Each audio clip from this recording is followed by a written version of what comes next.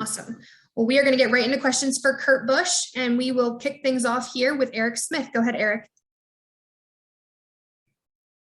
Yeah, thank you. Kurt, we've seen the results obviously on the track change, but what was the turning point internally for you and your number one team that maybe got this season back on the right track? Kurt, it looks like you're muted. All right, I think I got you guys now. For us on the number one Monster Energy Chevy team, we had a really weird beginning of the season where points were a struggle. Finishing races with oddball things happening, it was weird. We weren't slow, it was just weird. And the 600, we had an engine failure, and it was like, this has got to be about it for crazy things happening. And since June 1st, we've really put in a good run of consistency. The finishes started to help our starting position build back up. And then to win at Atlanta, that really just like springboarded us right back to where we need to be as a playoff contender. Thanks, Kurt. Good luck this weekend. Thank you. Take our next one from John Newby. Go ahead, John. Thank you. Kurt, it's your final playoff run with Chip. I mean, do you have a favorite memory from with CGR, and does anything top winning in Vegas last year? I mean, Vegas was a special win. We've had some great memories all the way through, and you know, to win at Kentucky, the first time that the one car had been back to victory lane in so many years. Atlanta was one of those dominating cars with Gear Wrench, a sponsor that's been with Chip Ganassi Racing for, I believe, 6 years. It was great to deliver that moment for them. You know, the drafting at the super speedways. You know, there was a wreck at a short track where Chip was all over me. It's been neat to have all these different emotions with such a cool, legendary owner in NASCAR. Awesome. Well, best of luck on your final run with him. Thank you. Appreciate it. All right, we'll take our next one from Deb Williams. Go ahead, Deb. Hey, Kurt, thank you for taking time today with us. In regards to that new paved strip in turn 2 in Darlington, how do you see that affecting this race and ultimately the first playoff race? Yeah, it's going to really, really improve the lap times because of the grip level. Turn 2 is where your lap time is made. If you get through there good, it's really going to help with that. And then now with the extra grip, there's going to be a ton of speed down the back straightaway into turn 3. And it could be a question if we're up against the rev chip. And so you might have to back off the throttle to preserve the engine. This being the second longest race of the year, that could be a huge factor at the end of the race with durability. What about slickness in the track? I think the tire is made for the older asphalt. So to me, the fresher asphalt will just be free grip. And it's a matter of slip sliding into the asphalt, grabbing it, and then having the car straight to launch out of the fresh asphalt back onto the older stuff. So a lot of eyeballs will be watching the preliminary races because we'll have no practice. We just got to go for it. Thank you. Good luck in the playoffs. Thank you. All right, we're going to take our next one from Steve Richards. Go ahead, Steve. Hey, Kurt, past experience in the playoffs, does it mean anything? And if it does, what does it mean?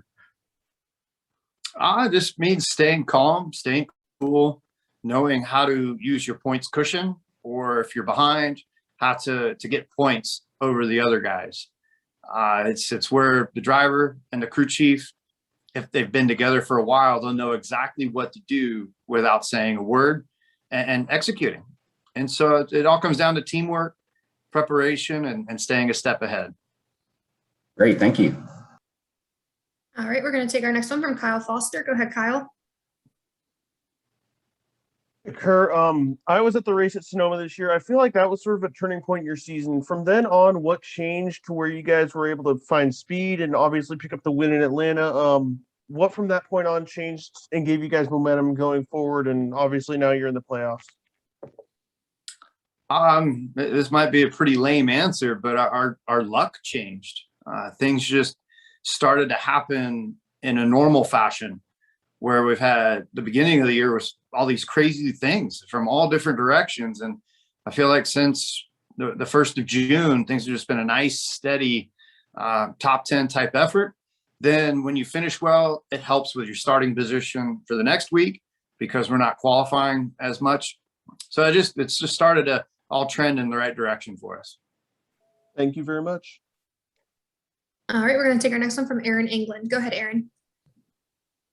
Thanks, Marissa. Thanks, Kurt. Congratulations on playoffs. Kurt, I'm not sure if you're aware of this statistic or not, but you currently share the most playoff appearances lead all time with Jimmy Johnson, Kevin Harvick, and your newfound teammate and car owner, Denny Hamlin.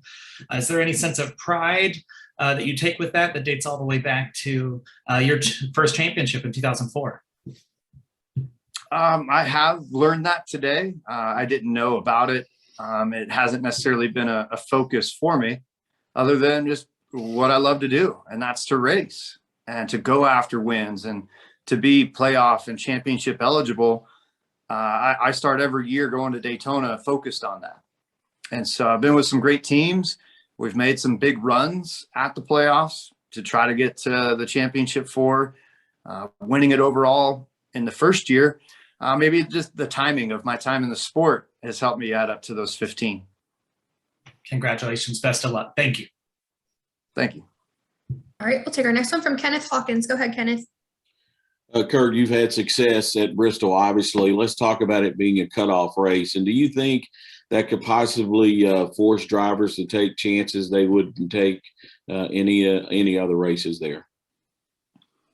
Yeah, I think if you find yourself on the bubble and you need a spot or two, yes, things can get big. And that's for that 11th, 12th place guy in points. Most of the guys would be locked in. Some will know that they just don't really have a chance at it. And so it just comes down to that bubble opportunity. And Bristol's a short track where you can find somebody's rear bumper pretty quick. Thank you. All right, we'll take one final question from Nathan Solomon. Go ahead, Nathan. Yeah, Kurt. So does having your 2022 plan set in stone kind of just give you comfort and allow you to really relax more and focus in on the playoffs?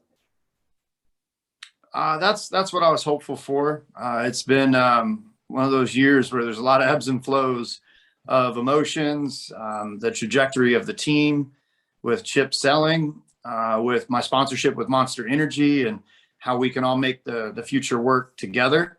So really happy and grateful that the announcement has come out.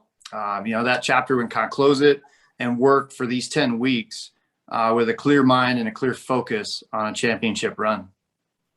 Great. Thanks, Kurt. Good luck. Thank you. Kurt, well, thank you so much for taking some time with us. We know you have some more obligations, so we wish you the best of luck in the playoffs. Thanks, everybody. Appreciate it. Thank you.